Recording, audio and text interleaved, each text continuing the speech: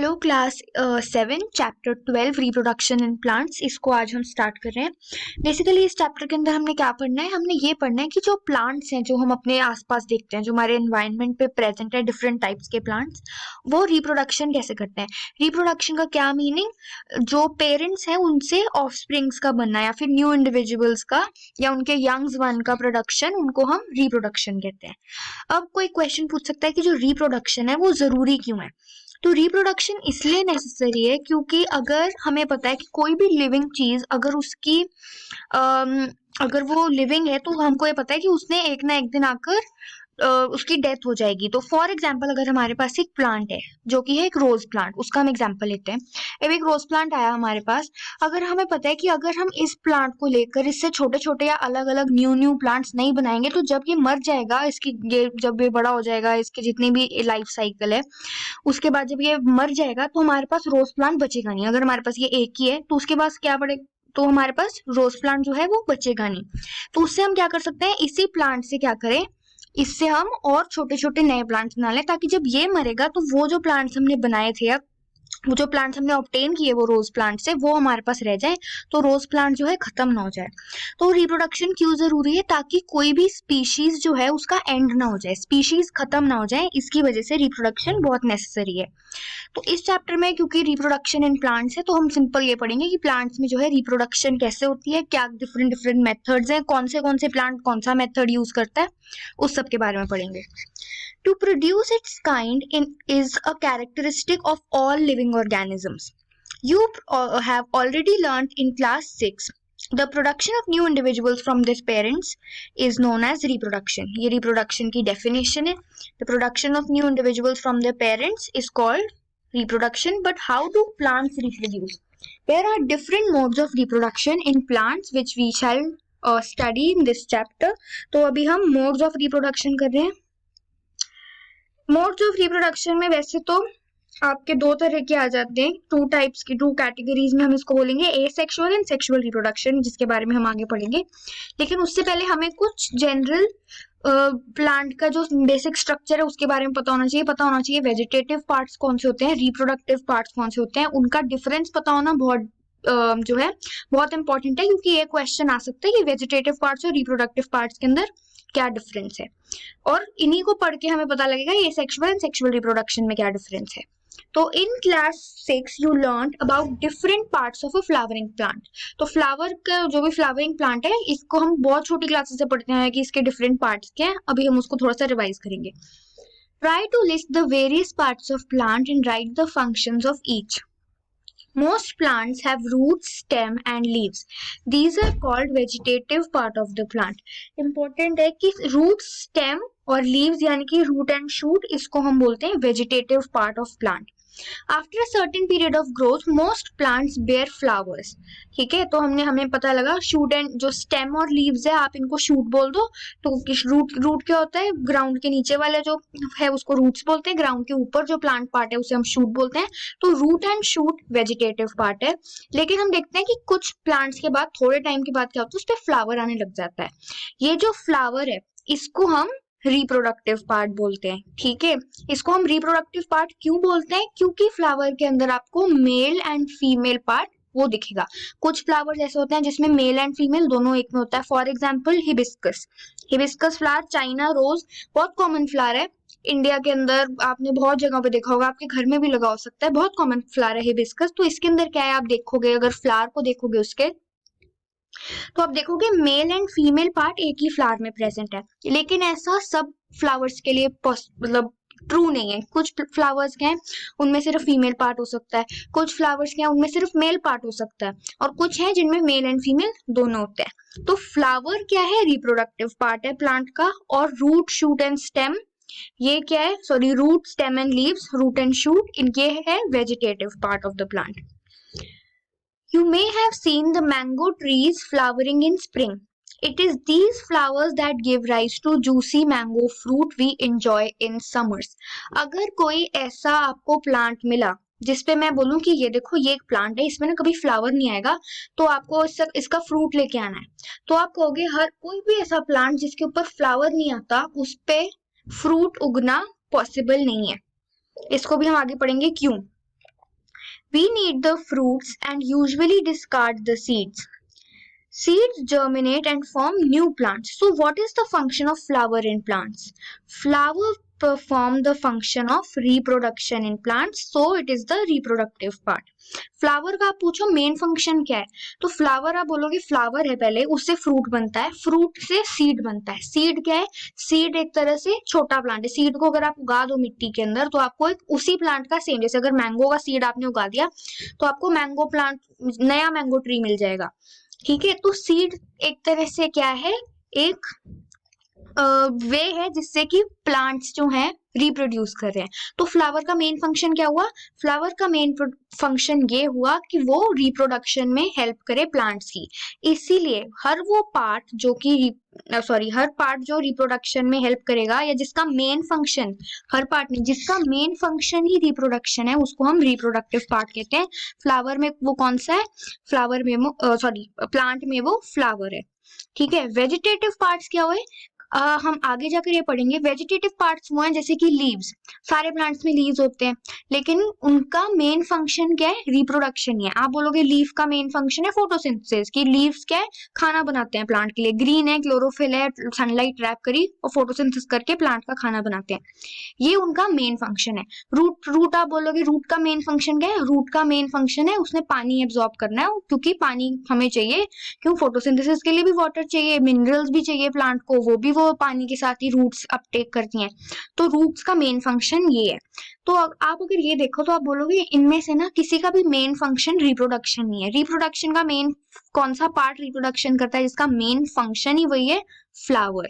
लेकिन कभी कभार हमको कुछ ऐसे प्लांट्स मिलते हैं जो कि अपने वेजिटेटिव पार्ट से भी रिप्रोडक्शन या फिर अपने ऑफस्प्रिंग्स या न्यू प्लांट्स बना सकते हैं. फॉर एग्जाम्पल रोज. आपने कहीं देखा होगा, अगर आपके घर पे कोई गार्डनर वगैरह है, अगर किसी को गार्डनिंग का शौक है तो आप देखोगे क्या बोलते हैं, आप रोज है आपके पास, रोज की स्टेम काटो जहाँ पे हल्का सा बड लगाओ, एक छोटा बड हो, या बड क्या होता है? क्लोज्ड फ्लावर, और उसको मिट्टी में लगा दो तो आप देखोगे नया प्लांट उग गया. तो आप बोलोगे ये तो फ्लावर था ही नहीं, ये तो हमने स्टेम काट के लगा दिया, और स्टेम तो वेजिटेटिव पार्ट है. तो कभी कभार कुछ प्लांट्स में वेजिटेटिव पार्ट्स भी अपना रिप्रोडक्टिव रोल कर लेते हैं, लेकिन उनका मेन फंक्शन रिप्रोडक्शन नहीं है, इसीलिए हम उन्हें वेजिटेटिव पार्ट्स ही बोलेंगे. ओके, तो आगे इसको पढ़ते हैं. अ flower may have either the male part और द फीमेल पार्ट और both male and female parts. There are several ways by which plants produce their offspring. These are categorized into two types, asexual and sexual. In asexual reproduction, plants give rise to new plants without the seed formation. Very important. Whereas in sexual, new plants are obtained from seeds. तो asexual और sexual reproduction में जब आपको difference पूछा गया किसी ने, तो वो ये पूछेंगे कि asexual और sexual reproduction में क्या difference है, तो आप बोलोगे asexual में क्या है, reproduction तो होती है लेकिन seed की production नहीं होती. सेक्सुअल में क्या है? सीड से न्यू प्लांट बनेगा. अब हमको पता लग गया एसेक्सुअल और सेक्सुअल. अब हम देखेंगे एसेक्सुअल एंड वेजिटेटिव में क्या फर्क है. In asexual reproduction new plants are obtained without the production of seeds और स्पोर्स. वेजिटेटिव प्रोपगेशन क्या होता है? It is a type of asexual reproduction in which new plants are produced from root, stem, leaves या buds. Since production is through vegetative part, इसीलिए it is known as vegetative propagation. तो इन सब के बीच में जो है डिफरेंस हमें पता होना चाहिए, asexual, sexual and vegetative propagation. Sexual reproduction तो बहुत सिंपल है, वो रिप्रोडक्शन जिससे हमें न्यू प्लांट्स ऑब्टेन हो with the formation of seeds. Sexual reproduction. Asexual जिसमें सीड फॉर्मेशन ना हो. वेजिटेटिव प्रोपगेशन क्या है? टाइप ऑफ एसेक्सुअल रिप्रोडक्शन है, एसेक्सुअल नहीं है, वो उसका टाइप है, उसके अंडर आती है. वेजिटेटिव, इसका नाम वेजिटेटिव क्यों है? वेजिटेटिव प्रोपगेशन क्योंकि हम प्लांट का जो है वेजिटेटिव पार्ट यूज करके न्यू प्लांट्स बना रहे हैं. तो अगर वेजिटेटिव पार्ट यूज किया है तो वेजिटेटिव प्रोपगेशन उसका नाम रख दिया. तो हर ऐसा प्रोसेस ऐसे जिसके अंदर न्यू प्लांट्स बनते हैं, किसमें से? वेजिटेटिव पार्ट्स में से. वेजिटेटिव पार्ट के रूट, स्टेम, लीव्स, बड्स, उसको यूज करके अगर हम प्लांट प्रोड्यूस करें, न्यू प्लांट प्रोड्यूस करें, तो उसे वेजिटेटिव प्रोपगेशन कहते हैं. Activity 12.1. Cut a branch of rose or champa with a node. This piece of branch is termed a cutting, ये बहुत इंपॉर्टेंट है। तो इसके अंदर बेसिकली आपको क्या है, वेजिटेटिव प्रोपगेशन करके दिखा रहे हैं 12.1 एक्टिविटी के अंदर। तो हमने वैसे ही रोज लिया और हमने ऐसा पीस काटना है जिसमें नोड हो। अब नोड क्या होता है आपको ये पता होना चाहिए, 6th क्लास में तो वैसे हमने पढ़ा हुआ है, लेकिन एक वो हम इसकी वो कर लेते हैं। अगर आप ये स्टेम है, ये प्लांट की स्टेम है, तो आप देखोगे यहाँ पे ना ऐसे एक लाइन बनी होगी, ऐसे यहाँ पे एक लाइन बनी होगी। ये लाइंस के यहाँ से न्यू लीव्स या फिर न्यू ब्रांचेस निकलती हैं। ठीक है, मान लो ये एक नया लीफ आ गया, यहाँ ये ब्रांच आ गई, इसको नोड बोलते हैं। इस एरिया को हम बोलते हैं नोड। और इन दोनों के बीच का ये जो एरिया है, ये वाला एरिया, इसको हम बोलते हैं इंटरनोड। और ये क्या है, ये है नोड। दो नोड के बीच में जो एरिया होता है उसे इंटरनोड बोलते हैं। चाहे इंटरनोड आप छोड़ दो, नोड क्या है, ऐसा रीजन या ऐसा जहां से आप देखोगे स्टेम निकल रही है कोई या कोई लीफ निकल रहा है, उसको हम नोड बोलते हैं। तो आपने क्या करना है, एक ऐसी कटिंग लेनी है, एक ऐसी ब्रांच लेनी है जिसके ऊपर एक नोड प्रेजेंट हो। ये देखो, जिसमें एक ये चीज जो हो, एक सेकेंड, जिसके अंदर एक जो नोड है वो प्रेजेंट हो। तो आपने ऐसी कटिंग करनी है जिसके अंदर ये प्रेजेंट हो। एक हो या दो, एक से ज्यादा होना चाहिए, एक तो मिनिमम होना ही चाहिए। चाहे आप 10 वाला खरीद ले लो, लेकिन मिनिमम 1 तो होना ही चाहिए। ठीक है, फिर आपने ये लिया, ये जो आपने ली है ब्रांच, इसको आप बोलोगे ये कटिंग है। ठीक है, अब इस कटिंग को आपने क्या किया, सॉइल के अंदर बेरी कर दिया। A node is a part of stem और branch, A node is a part of stem or branch at which a leaf arises. ठीक है, तो यहाँ पे आपको ये दिखाएंगे नोड क्या है, ऐसे ही ब्रांच का। ये देखो यहाँ पे आपको ये नोड्स दिखेंगे। यहाँ ये देखो, ये नोड है क्योंकि यहाँ से आप देख रहे हो छोटा सा ना लीफ निकल रहा है। यहाँ पे नोड है, यहाँ से ऐसे, और ये नोड के बीच में जो ये है इसको हम बोलते हैं इंटरनोड। ये देखो ये बड है एक्सिल के अंदर, इसको ये बड निकल रहा है इधर से, यहाँ से भी, तो ये नोड है। Water the cutting every day and observe its growth. Observe and record the number of days taken for roots to come out and new leaves to arise. Try the same activity for growing money plant in a jar of water and record your observation.